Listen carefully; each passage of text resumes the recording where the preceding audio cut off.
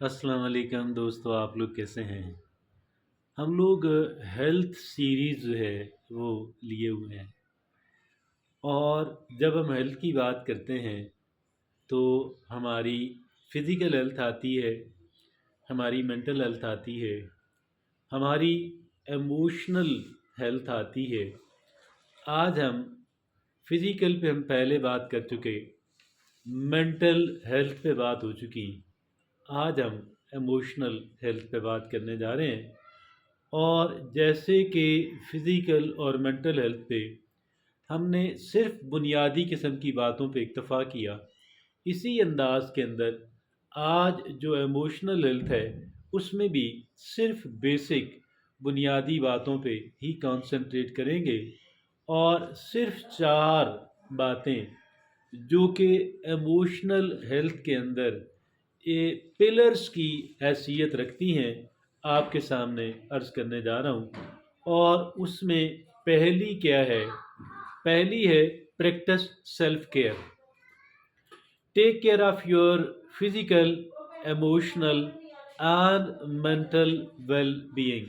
अब हमारे होता क्या है कि हम लोग कहते हैं कि अपने आप को, हमारे जो बड़े, हमारे जो कह लें कि पिछली जनरेशन जो कि बड़ी मेहनती थी, और वो उनका ये कहना था कि भई आप अपने आप को आखिर में रखें। हालांकि ये बात बिल्कुल बिल्कुल बिल्कुल गलत है। और आखिर में रखने की बात गलत क्यों है? इस वजह से है कि देखें, हमने पूरी ज़िंदगी अपने से काम लेना है। और हम ये चाहते हैं कि हमारा जिस्म, हमारा ज़हन, हमारा सब कुछ जो है वो बहुत ही तवील अरसे तक काम करे, और काम भी अच्छी क्वालिटी में करे। तो फिर क्या ये मुमकिन है कि हम अपने सेल्फ केयर को टॉप प्रायोरिटी दिए बगैर, अपना ख़याल रखना, इसको टॉप प्रायोरिटी दिए बगैर जो है हम अपने आप को इतने तवील अरसे तक बेहतर हालत के अंदर रख पाएंगे? नहीं। इस वजह से सेल्फ केयर जो है उसको बहरहाल सबसे पहला मकाम हासिल है।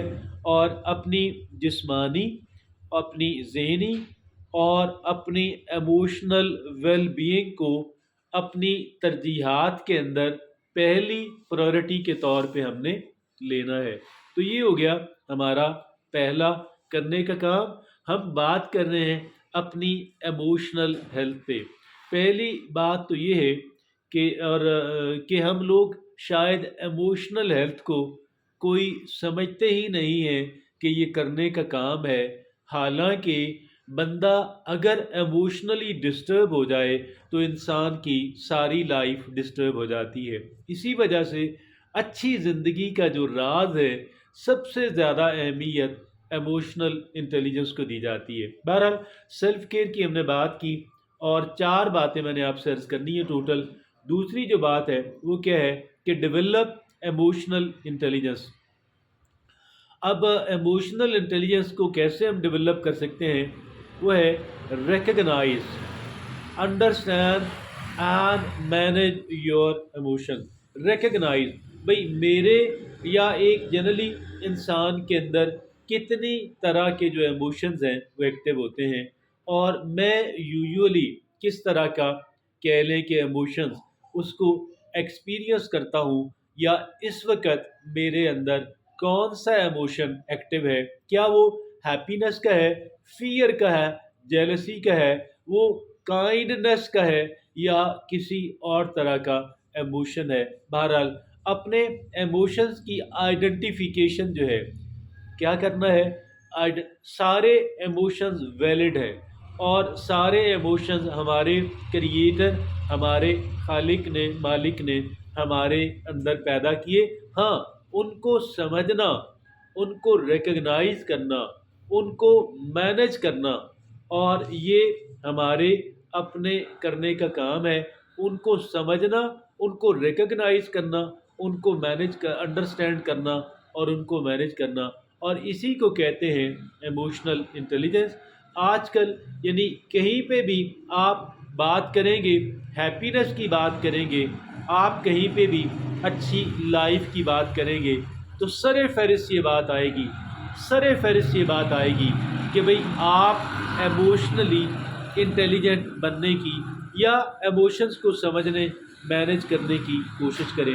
تیسری بات جو ہم اس کی بات کر رہے ہیں، ایموشنل ہیلتھ کی بات کر رہے ہیں، تو اس میں جو تیسری بات ہے وہ ہے کلٹیویٹ پازیٹیو ریلیشن شپس۔ ہمیں کیا کرنا ہے؟ دیکھیں، ریلیشن شپس ہماری ٹاکسک بھی ہو سکتی ہیں، پازیٹیو بھی ہو سکتی ہیں، اور جہاں جہاں پہ بھی ہماری کہیں ٹاکسک ریلیشن شپ ہے، جہاں پہ بھی ہمیں ہرٹ کیا جاتا ہے یا ایک دوسرے کو ہرٹ کرنا جو ہے وہ اس کو اوکے سمجھا جاتا ہے، وہ روٹین بن گئی ہے، جہاں جیلسی ہے، جہاں لیگ پولنگ ہے، جہاں پہ اینگر ہے، جہاں پہ کچھ اور اس طرح کے نگیٹو ایموشنز ہیں، یا تو وہاں پہ اس کو آپ ہیلدی ریلیشن شپس کے اندر کنورٹ کر لیں یا پھر اس ریلیشن شپ کو بائے بائے کر دیں۔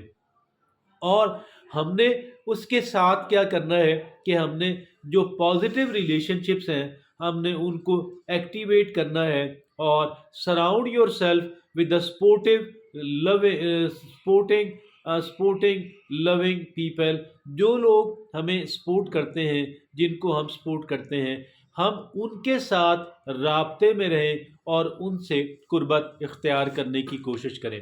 تو دیٹ از کالڈ کہ ہم لوگ کہہ لیں کہ cultivating positive relationships. Negative relationships, toxic relationships, ان سے فاصلہ اختیار کرتے چلے جائیں، ان سے دوری اختیار کرتے چلے جائیں، اور جو پازیٹیو ایموشنز ہیں، جو پازیٹیو ریلیشن شپس ہیں، جو سپورٹیو ریلیشن شپس ہیں، جو لونگ ریلیشن شپس ہیں، ہم وہ بنانے کی اور انہیں چلانے کی کوشش کریں۔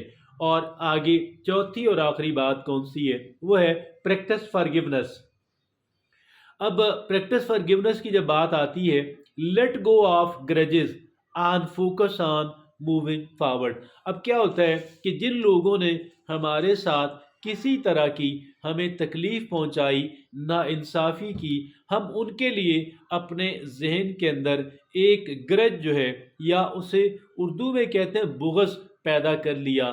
اب یہ بغض جو ہے تو نیچرل، اب لیکن بات یہ ہے کہ اب یہ بغض جو ہے، یہ جو گرج ہے، ہمارے ذہن کے اوپر ایک برڈن، ہمارے ذہن کے اوپر ایک بوجھ بن جاتا ہے، اور وہ ہمیں فارورڈلی موو نہیں کرنے دیتا۔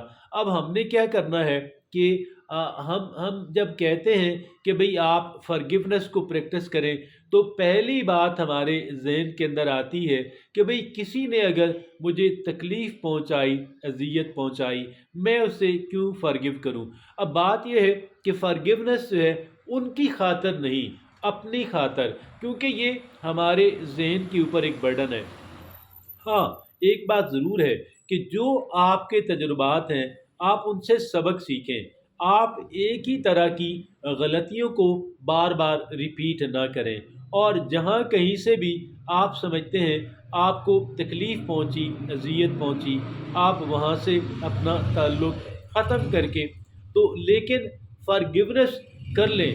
فارگیٹفلنس کی بات نہیں ہو رہی، فارگیونیس کی بات ہو رہی ہے، لیکن آپ نے جو اس تلخ تجربے سے جو سبق سیکھا اس کو آپ پلے باندھ لیں۔ تو یہ صرف 4 باتیں ہیں جو ہماری مینٹل ہیلتھ کے اندر بڑی بنیادی اہمیت کی حامل ہیں۔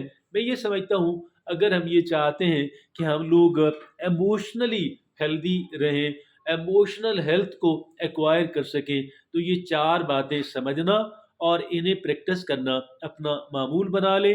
اور یاد رکھیے، ہماری جو اچھی لائف ہے، ہماری جو ہیپی لائف ہے، وہ ہماری ایموشنل ہیلتھ کے بغیر ناممکن ہے۔ That is not possible at all. So that is all from me today. Thank you very much.